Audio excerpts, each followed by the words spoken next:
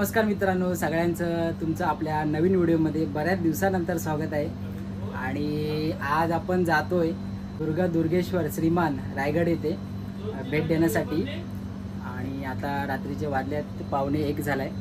तर पुढे कोण कोण येत आहे, कसं जातोय तुम्हाला मी पुढे सांगणार आहे। तर चला निघूया। चल येतो हो, चला। हा नाही दळण हो चल। तर ही होती आम्हा भावंडाची पहिली ट्रिप। म्हणजे पहिल्यांदा जसं ट्रेकिंग वगैरे करणार होतो ते आम्हा सगळ्यांसाठी खूप स्पेशल होतं। सर्वप्रथम रिक्षा पकडून मी नॅशनल बागच्या इथे गेलो, तिथूनच आम्ही सगळे निघणार होतो। त्यानंतर नॅशनल बागवरून आमचा प्रवास चालू झाला। प्रवास तर चालू झाला, पण यांनी सीट मला दिली डायरेक्ट मागची। माझे झाले शूट करायचे वांदे। मग काय, मोबाईल ठेवला आणि आमच्या गप्पा गोष्टी चालू झाल्या। त्यानंतर पनवेलच्या आसपास गेल्यावर आम्ही घेतला चहा पिण्यासाठी ब्रेक। एक गोष्ट तुम्हाला आवर्जून सांगावीशी वाटते की इथला चहा ना टेस्टी आणि एकदम हटके होता। चहा पिऊन झाल्यानंतर पुन्हा प्रवास झाला चालू, पण यावेळी दादाने मला पुढे बसा सांगितलं। पुढे बसून जो प्रवास करण्याचा आनंद आहे ना, तो काही वेगळाच। त्यानंतर मग महाराजांची आणि बाप्पाची गाणी ऐकत आम्ही पोचलो गाडा जवळपास। पण दुःख इतकं होतं की आमचा फोटो काढण्याचा मोह काय आवरेना। गाडी बाजूला लावून थोडेफार फोटो काढले आणि येऊन पोचलो पायथ्यापाशी।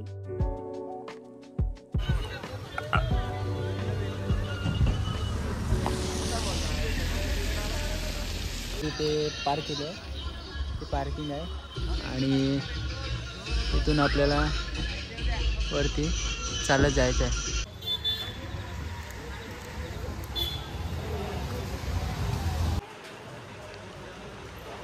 तर आम्ही आता इथे पोचलोय, 1 तास झाला। फ्रेश वगैरे झालो आम्ही। आता इकडे नाश्ता वगैरे करू आणि मग नंतर गड चढायला चालू करू। या साईडला इथे एक रूम घेतलं होतं, पर पर्सन 100 रुपये। क्लीन नव्हतं, पण आम्हाला फ्रेश व्हायचं होतं म्हणून घेतलं। हे बघा, इकडं आपल्याला तिकडे जायचं आहे।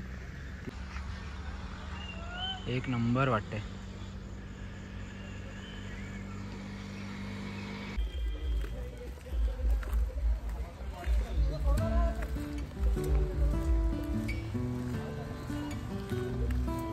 ट्रेकर्स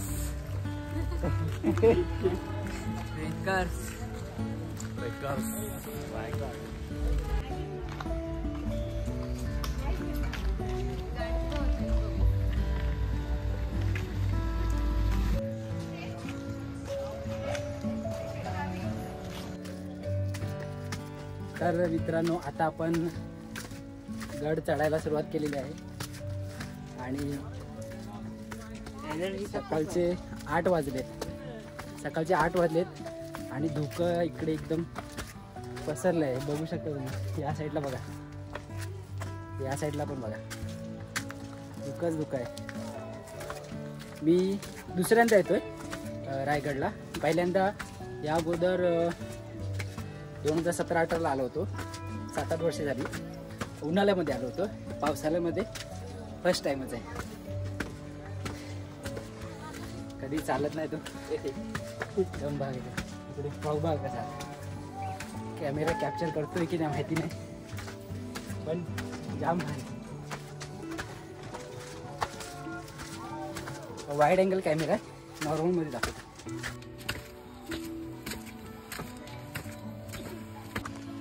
हे बघा, समोरचा किल्ला पूर्ण दिसत नाही, धुक्याने पूर्ण झाकलाय।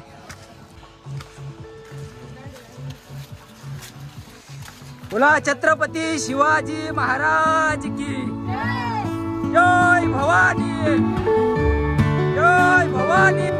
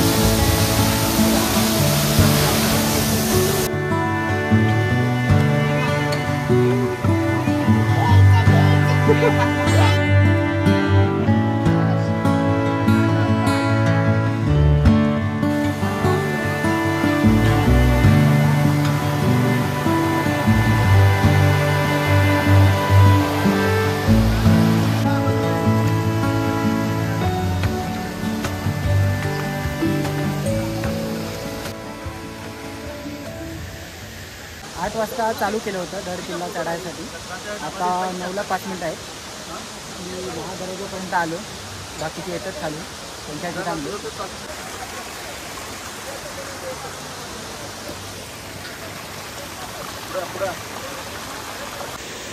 सोड तू सोडशील या काकडी खायला या.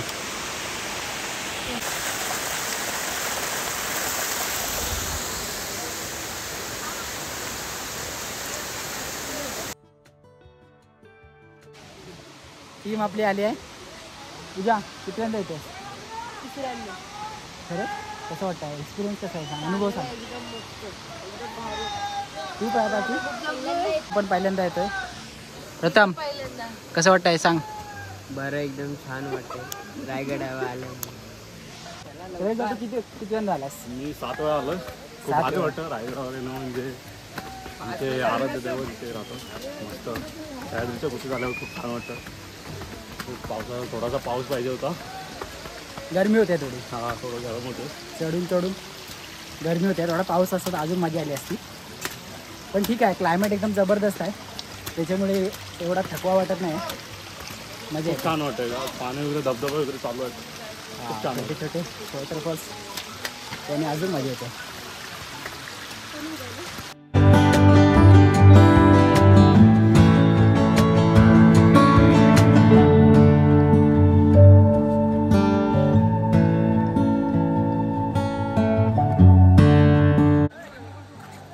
महादरवाजाची ते तिकीट काढून आम्ही वरती आलोय आणि आता पूर्ण फॉग झालाय. पूर्ण फॉग, पाऊस येण्याची शक्यता आहे. बघूया पाऊस मिळतोय काय. असा रेनकोट तर आणलाय, बघूया. आता आपण पोचलोय हत्ती तलाव. रिमझिम पाऊस चालू झालाय.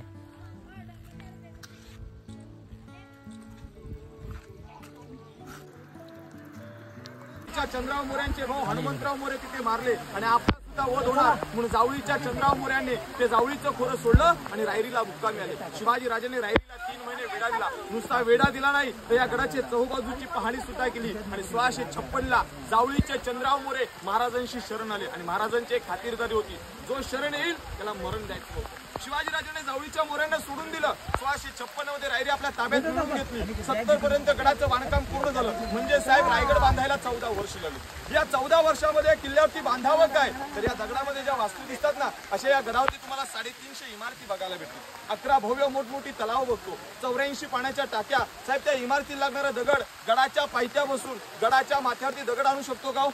आताच्या मावळ्याला गडावरती यायचं असेल तर स्वतःच्या सुरक्षेसाठी एक पाण्याची बॉटल येणं शक्य नाही. शुभकाळात दगड येणं शक्य नव्हतं म्हणून या गडावरती त्या काळात एक योजना राबवली, पाणी अडवा पाणी जिरवा. त्यातून ती 11 तलाव खोदलीत, 84 पाण्याच्या टाक्या खोदल्या आणि यातून निघणारा जेवढा दगड आहे तो गडाच्या बांधकामाला वापरला. म्हणजे एका दगडामध्ये 2 पक्षी मारले. पाण्याचा साठा झाला, किल्ल्याचं बांधकाम झालं. जॉईन करायला वापरावं काय, चुना गुळ शिशाचा वापर. जो रायगड आपण नजरेनं पाहूया साहेब तो सध्या ओपन आहे, फक्त बेस पाहायला भेटतात. तुम्हाला प्रश्न पडेल त्यावेळेस त्याच्यात काय होतं की नव्हतं. साहेब होतं, त्या काळात ते राजवाडे आलिशान होते. आपल्या नजरेसमोर त्या बेसच्या वरती प्रात्यक्षिक नजरेसमोर कल्पना करायची की त्या काळात चौकोनी सागवणी खांब होते. आता लाकडी खांबाला सुंदर डिझाईन कोरली जायची. बँगलोरी कुंभार नळीच्या कौलांचं छप्पर होतं. आतून बाहेरून रंगीबेरंगी पैठण्यांच्या झालरी होत्या. मध्ये तेलाच्या पंत्या किंवा मशाली पेटवल्या होत्या. असे आलिशान राजवाडे होते.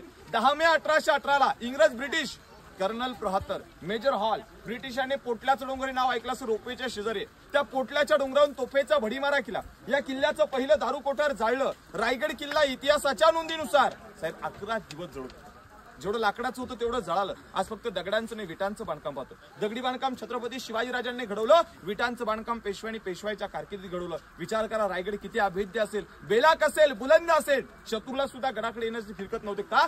शिवाजी महाराजांनी 10 वर्षाचं वास्तव्य रायगडावरती केलं. तुम्ही कुठलाही इतिहास महाराजांचा वाचा, कुठे तुमच्याकडे काही पुरावे असतील तर सांगा की शिवाजी महाराज जोपर्यंत हयात होते तोपर्यंत या सह्याद्रीला सुद्धा गणिम आलं नव्हतं. म्हणजे विचार करा शिवरायांची दहशत रायगडाकडे काय होती ती. या तळ कोकणात काय दहशत होती याची कल्पना करूया.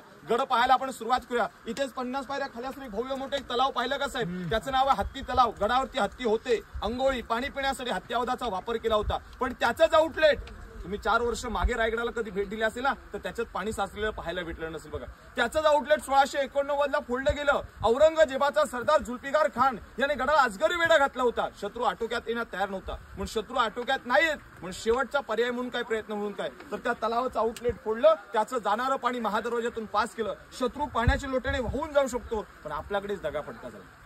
सूर्याजी पिसाळांनी ज्यावेळी या गडावरती दगाफटका केला त्यावेळी मराठ्यांना इथं हालचाली करता आल्या नाहीत आणि हा किल्ला 1689 ला औरंगजेबाचा सरदार जुल्फिकार खानाच्या ताब्यात गेला. 1689 पासून मागील 4 वर्षापर्यंत या गडाचं त्या ठिकाणी पाणी साठा तसाच वाहत होता. तर प्रामुख्याने आता सध्या तरी त्याचा आउटलेट काढलेला आहे. 95% काम झालेलं आहे, मात्र 5% काम भाजी नाही. कारण की धबधब्याला जाणार पाणी तुम्ही सर्वांनी पाहिलं असेल तर त्याच तलावात जातं, त्या हत्ती तलाव तुम्ही सर्वांनी पाहिलं. वरती आला गडदेवता शिरकाई मातेचं दर्शन घेतलं. मंदिरातली जी मूर्ती आपण सर्वांनी पाहिली ही 12व्या शतकातली यादवांच्या कारकिर्दीतली पाहायला भेटते. यादवांच्या कारकिर्दीतले शिर्के घराणे ते राज्य करत होते, पण मंदिरं बांधली जात नव्हती कारण की इस्लामी धर्मातले लोक मंदिरं उद्ध्वस्त करायची. तरी या गडाला काही वर्षापूर्वी इस्लामगड सुद्धा नाव पडलं होतं. पण या ठिकाणावरती मंदिर हे शिवाजीराजांनी 16व्या शतकात बांधलं. गडावरती येणाऱ्या प्रत्येक शिवभक्ताने या रायगड भूमीवरती आल्यानंतर गडदेवतेचं दर्शन घ्यावं. महाराजांनी सुद्धा तिला मान देण्यासाठी सुरुवात केली. आज सुद्धा तो मान दिला जातो. तुम्ही 5 आणि 6 जूनला रायगडाला भेट दिली तर 5 जुलै शिरकाईला जागरण गोंधळ असतो आणि 6 तारखेला रायगडावरती भव्य मोठा राज्याभिषेक सोहळा असतो. आता आपण पुढील परिसर पाहायला पुढे जाऊया.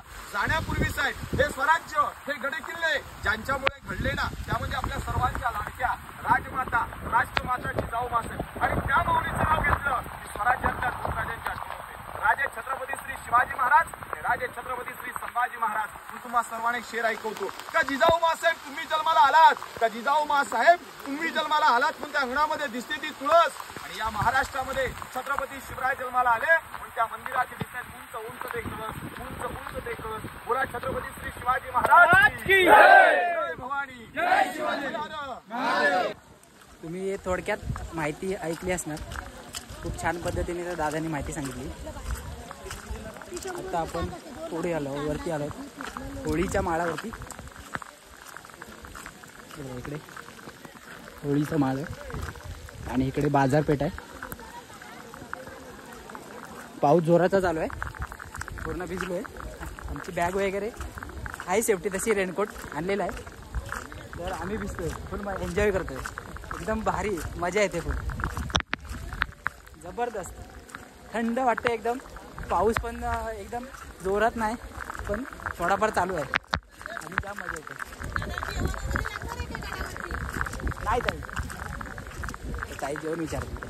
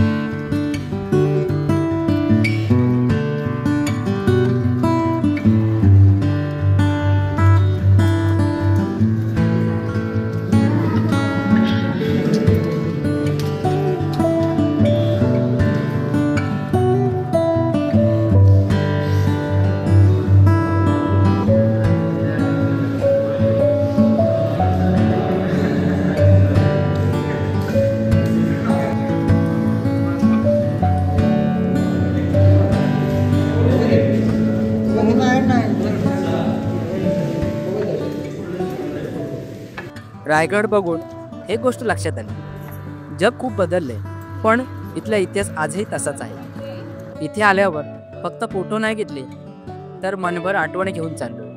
हो, रस्ता खडतर होता, दम लागला, पण प्रत्येक पावलाला अर्थ होता. कारण ही जमीन त्या माणसाची आहे ज्याने स्वराज्य स्वप्नात नाही तर वास्तव्यात आणलं. आज रायगडवर आलो, उद्या पुन्हा रोजचं आयुष्य सुरू होईल, पण या दिवसाची छाप कायम मनात राहील. तुमचाही असा काही अनुभव असेल तर कमेंटमध्ये नक्की सांगा. मिळूया पुढच्या ब्लॉगमध्ये. तोपर्यंत जय शिवराय.